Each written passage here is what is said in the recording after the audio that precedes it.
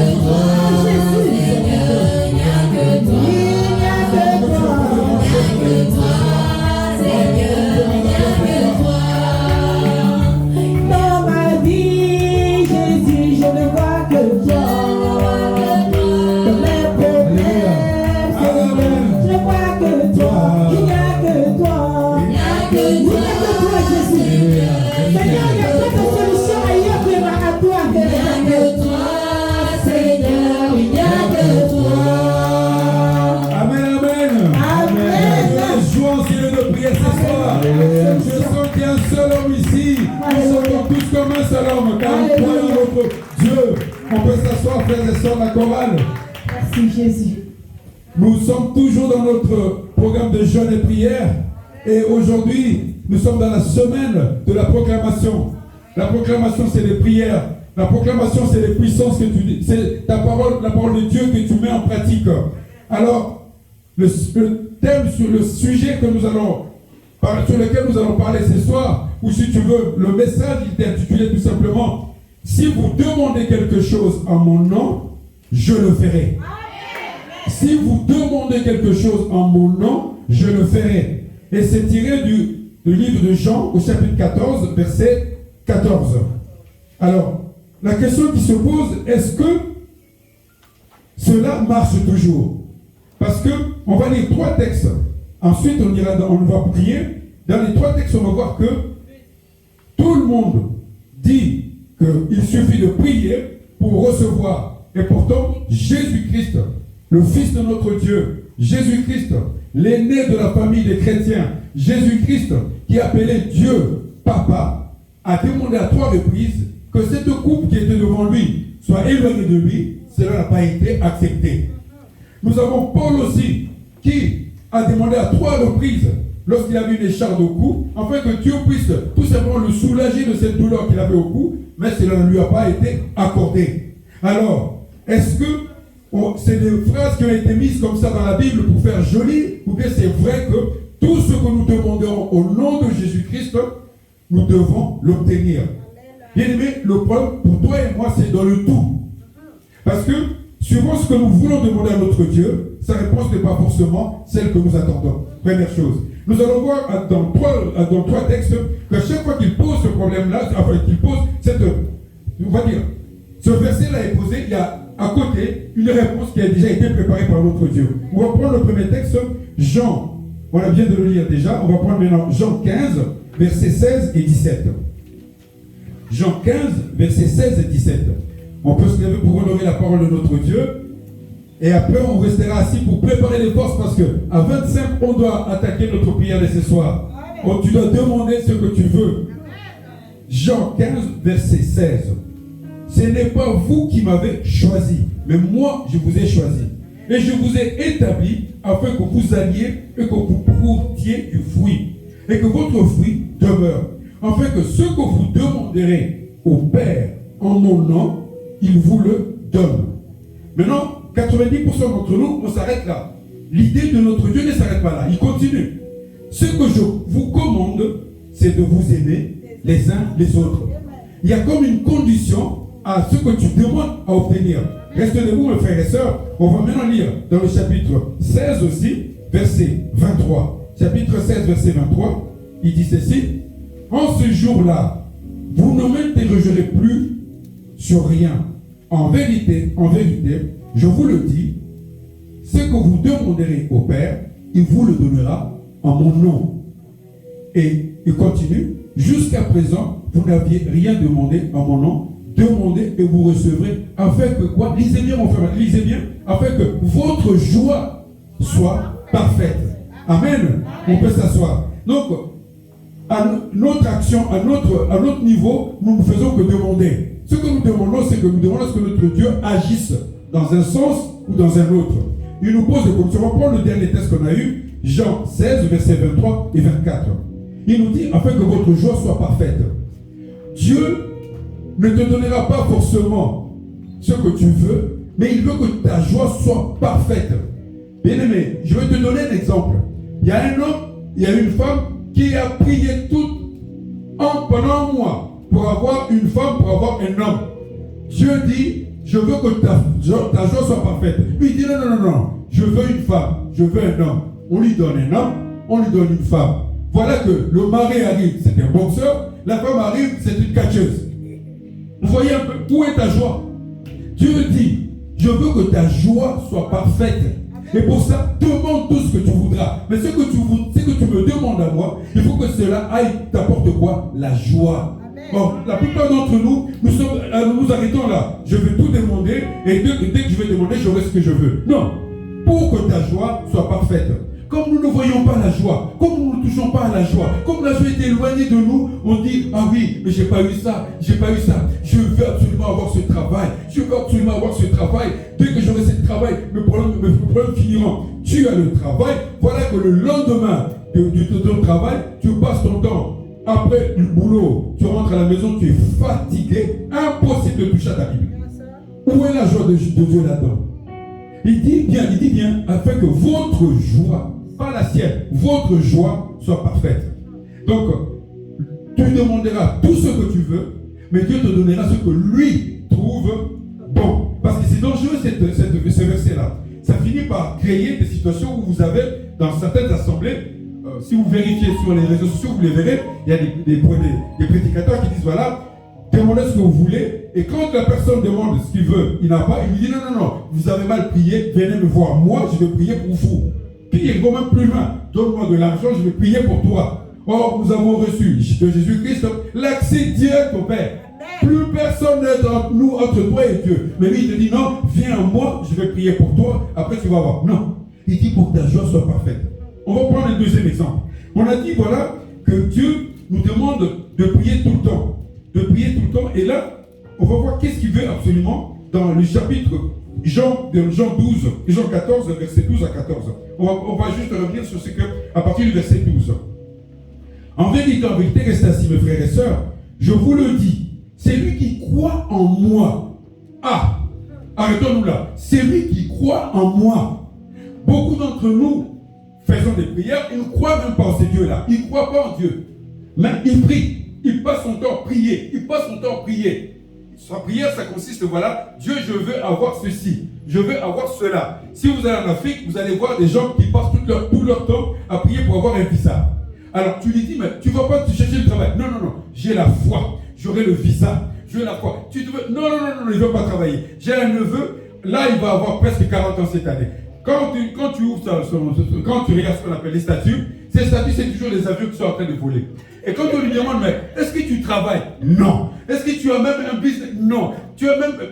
Alors on lui dit, mon frère, envoie une voiture. Lui dit, voilà, fais le taxi avec la voiture. Moi, tout ce que je veux, c'est que tu me rembourses, c'est que moi, j'ai payé pour que la voiture arrive ici. Non seulement, il n'a pas fait le taxi, il a vendu toutes les pièces de la voiture. Mais cet homme-là prie beaucoup. Quand je vous dis prier, il prie énormément. Cet homme-là n'a pas compris ceci. C'est lui qui croit en moi. Pourquoi Dieu insiste sur la croyance? La croyance crée quelque chose en l'homme. Tous les hommes qui croient s'élèvent. La sagesse. Et ça t'élève énormément. Si tu ne crois pas, alors, si tu n'as pas la croyance, la sagesse, comme dit maman, la croyance, la sagesse vient de la croyance. Alors toi tu ne crois pas. Tu passes ton temps à prier, à prier. Tous les... Mais c'est pas si vous imaginez quelqu'un qui, le matin à 6h il est à la prière, à midi il revient à la maison, à 17h il est à la prière, tous les jours. Mais à quel moment vas-tu chercher du travail? Même ne serait-ce que balayer là-dedans. Parce qu'il est à Kinshasa, il cherche des balayeurs. C'est payé, c'est pas cher payé, c'est $50. Mais déjà tu as du travail. Non. Il grave toujours les avions qui vont monter avec lui. Et c'est tous les jours. Hein. Et cet homme-là n'a pas cru. Il est devenu bête. Pourquoi? Parce qu'il a pris Dieu pour quelque chose de vraiment demander, il vous sera donné. Non. Demandez. Parce que vous avez la foi, la croyance qui fait qu'un homme commence à devenir intelligent. On ne voit nulle part. Lorsque vous voyez quelqu'un qui a la foi et qui commence à être, on va dire, bon, le mot est un peu fort, bon, moins intelligent, on va dire comme ça. Non, il y a un problème. C'est pas, il ne croit pas, il n'a pas la foi. Dieu ne peut pas fabriquer des ignorants. Non, mais attendez, il y a un problème. Dieu là, Jésus, le Dieu là, qui l'a donné là. Non, il ne peut pas fabriquer un ignorant, c'est impossible. Regarde-toi quand tu as commencé et aujourd'hui. Il y a des choses que tu ne peux plus. Et regarde, tu n'as pas besoin, comme dit lui-même Paul. Paul, il dit, il y a des choses, il y a ce que je croyais être bon, je le regarde comme la boue. Mais regarde, qu'est-ce qu'il fait? Mais toi, tu me dis, voilà, non, je prie beaucoup, mais je suis l'ignorant du quartier. Non, il y a un problème là. Parce que tu n'as pas la foi. Tu marches selon la chair. Voilà pourquoi tu produis ces choses-là. Aussi, les œuvres que je fais et continue, il en fera de plus grandes. C'est Christ qui dit. Les œuvres qu'il a fait, Jésus a réveillé les morts. Jésus, mais il dit qu'il te promet à toi et à moi qu'on fera des plus grandes que celles-là. Mais voyez, alors, c'est que prier a du bon. Prier, mais selon un ordre bien établi. Selon des choses que Dieu peut te donner. Et ça, il dit, vous ferez les plus grandes choses. Et tout ce que vous demanderez à mon nom, verset 13, je le ferai afin que quoi? Le Père soit glorifié dans le Fils. Alors, quelqu'un a prié, il a eu un travail, dans le quartier, dans la famille, partout, même à l'assemblée où il est, l'assemblée c'est Nouvelle Alliance, on est content. Il venait tous les dimanches quand il était chômeur. Maintenant, tous les samedis, il va dans la boîte pour être bien dans la boîte encore. Et le dimanche, il arrive ici à 11h40, devant même à midi 15. Ah, vous savez, je n'ai pas vraiment dormi. Où étais-tu le samedi? J'étais en boîte. Alors, est-ce que tu as glorifié le Fils là? Tu n'as pas glorifié le Fils. Il dit bien, afin que le Père soit glorifié dans le Fils. Toi et moi avons accepté le Fils comme Seigneur et Sauveur. Maintenant, le Seigneur et Sauveur, tu as prié, il t'a donné un travail. Et maintenant, où est la glorification du Père? Parce que maintenant, depuis que tu as le travail, toutes les filles des Châteaux Rouges, des Châtelet, de partout, c'est toi qui es derrière elles. C'est toi qui es derrière. Depuis qu'il travaille cet homme-là, il est tout le temps chargé, surchargé parce qu'il court après. Où est la glorification de Christ là-dedans? Où est... Il n'est plus glorifié. Il est triste ce Christ-là. Demandez tout ce que vous demanderez en mon nom, je le ferai. Mais pas ce qui est dans ta tête, tes convoitises. Non, pas ça. Parce que s'il fait ça, il glorifie son Père. Et puis nous allons revenir maintenant au chapitre 15. Et tout ceci, au chapitre 15, on nous dit encore quelque chose. Après, on ira. Ah oui, il faut qu'on fasse vite. Au chapitre 15, verset 17. Chapitre 15, verset 17. Ce que je vous commande, c'est de vous aimer les uns les autres. Parce que bien au-dessus, quand tu lis le verset 16, il dit, afin que ce que vous demanderez au Père en mon nom, je vous le donne. Parce qu'il a dit, lorsque vous demanderez à mon Père en mon nom, je vous le donnerai. Et continue, il dit, ce que je vous commande, c'est de vous aimer les uns les autres. Alors, l'amour de Dieu, nous l'enseignons ici, nous le pratiquons ici, parce que je n'ai pas entendu, en tout cas avec toutes ces oreilles-là, quelqu'un dire, voilà, je n'aime pas cette sœur-là, je n'aime pas. Ça doit être de l'hypocrisie. Mais en tout cas, moi, je reste sur ce que je vois. Les hommes et les femmes de l'Assemblée de Nouvelle Alliance s'aiment tous. Il y a de l'amour les uns envers les autres. Alors, toi maintenant, tu demandes des choses. Tu demandes, ah oui, tu donnes même une offrande, tu fais même une action de grâce parce que tu veux avoir ces choses-là. Tu retournes à ta place pour t'asseoir, la soeur qui est là. Celle-là aussi. Mais ton offrande là ne servira à rien. Parce que quand tu es allé t'asseoir, tu as démoli tout ce que tu as fait en venant là. Tout ce que tu as fait. Parce que tu dois repartir avec la même joie qui t'a amené pour nous donner l'action de grâce. T'asseoir à côté de la soeur, même si elle n'est pas comme toi, même s'il n'est pas comme toi, même s'il ne parle pas bien, il ne sait pas écrire. Mais c'est l'amour de Dieu que Dieu a mis en toi pour qu'il doit se révéler dans l'autre. Voilà pourquoi il nous dit ça. Demandez tout ce que vous demandez en mon nom, je vous le donnerai. Et pourquoi pour cela? Et pourquoi il nous dit toutes ces choses-là? Il nous dit, parce que nous devons avoir la foi.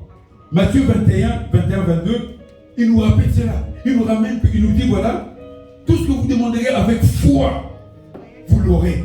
Matthieu 21, verset 21 à 22. Il nous rappelle cela. Donc, Dieu, il y a trois choses qu'on a pu voir là, je vais les résumer. La première, c'est que Dieu veut que nous soyons des hommes et des femmes responsables. Même quand nous demandons, lorsqu'il ne sent pas cette responsabilité-là, il ne te donnera pas. Et il y a le risque que tu te dises, ah voilà, j'ai perdu mon temps en allant à l'église. Deuxièmement, Dieu veut que nous soyons des hommes dans lesquels on retrouve quelque chose de particulier, la paix.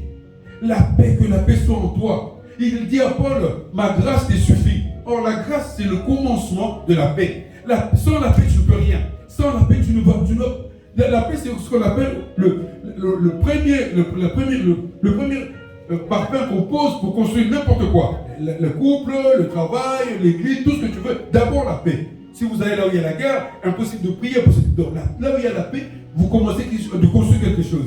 Voilà la deuxième chose que Dieu veut que nous ayons. La troisième que Dieu veut, à travers ce verset-là, ce qui m'a permis de comprendre moi aussi, en travaillant sur ce texte-là, c'est que nous sommes un, et nos demandes, c'est comme nos prières que nous faisons ici.